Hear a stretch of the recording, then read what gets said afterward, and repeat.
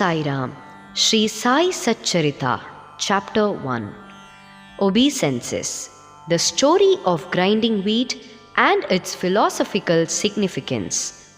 According to the ancient and revered custom, Hemadpant begins the work Shri Sai Satcharitra with various salutations. First, he makes obeisance to the god Ganesh to remove all the obstacles and make the work a success, and says that Shri Sai is God Ganesh himself. Then to Goddess Saraswati to inspire him to write the work, and says that Shri Sai is one with this goddess and that he is himself singing his own life.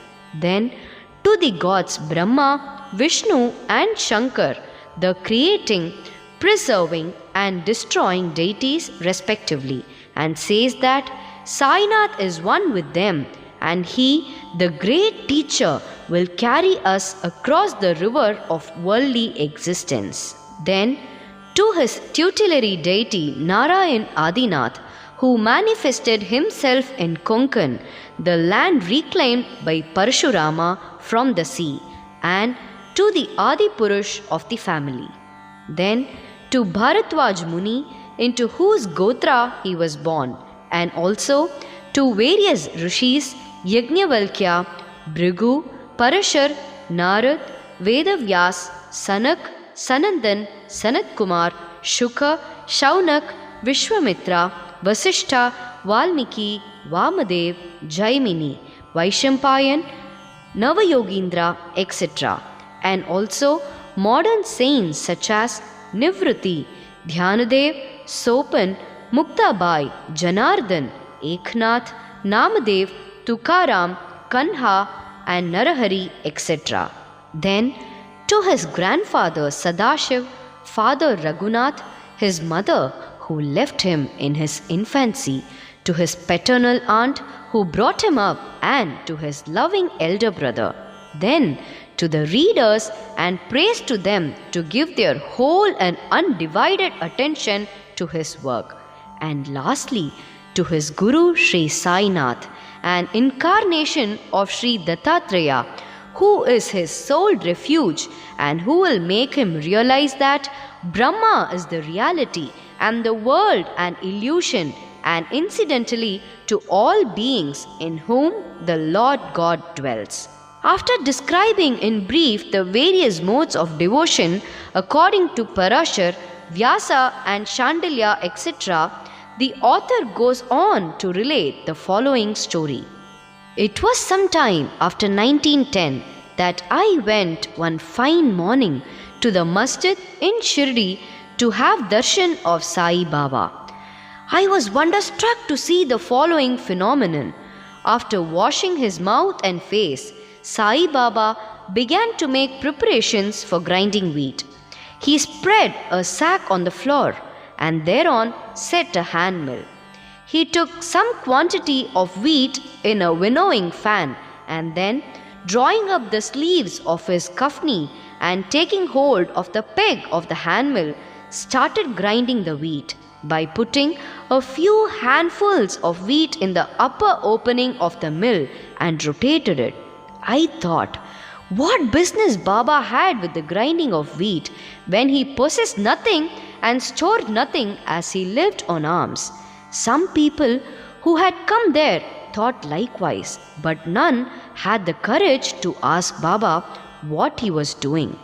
Immediately, this news of Baba grinding wheat spread into the village, and at once men and women ran to the masjid and flocked there to see Baba's act.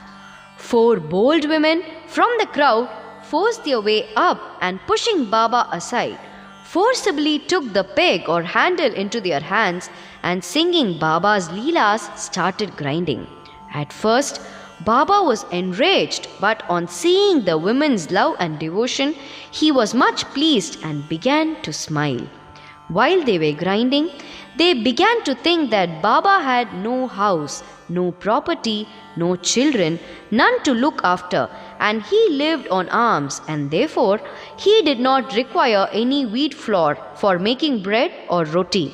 What will he do with this large quantity of flour? Perhaps, as Baba is very kind, he will distribute the flour amongst us. Thinking in this way, and while singing, they finished the grinding, and after putting the hand mill aside, they divided the flour into 4 portions and began to remove them by taking 1 portion per head. Baba, who was calm and quiet up till now, got wild and started abusing them, saying, "Ladies, have you gone mad? Whose father's property are you looting away? Have I borrowed any wheat from you so that you can safely take the flour? Now do this. Take the flour and throw it on the village borders." On hearing this, the women felt abashed and, whispering amongst themselves, went to the outskirts of the village and spread the flour as directed by Baba. I asked the Shirdi people, what was this that Baba did? They replied that as cholera epidemic was spreading in the village, this was Baba's remedy for the same. It was not wheat that was ground, but cholera itself was ground to pieces and pushed out of the village. From this time onward, the cholera epidemic subsided and the people of the village were happy. I was much pleased to know all this, but at the same time, my curiosity was also aroused. I began to ask myself, what earthly connection was there between wheat flour and cholera? What was the causal relation between the two, and how to reconcile them? The incident seems to be inexplicable. I should write something on this and sing to my heart's content Baba's sweet Leelas. Thinking in this way about this Leela, my heart was filled with joy, and I was thus inspired to write Baba's life, the Sai Satcharitra. And as we know, with Baba's grace and blessings, this work was successfully accomplished. Philosophical significance of grinding. Apart from the meaning which people of Shirdi put on this incident of grinding wheat, there is, we think, a philosophical significance too. Baba lived in Shirdi for about 60 years, and during this long period, he did the business of grinding almost every day, not, however, wheat alone, but the sins, the mental and physical afflictions and the miseries of his innumerable devotees.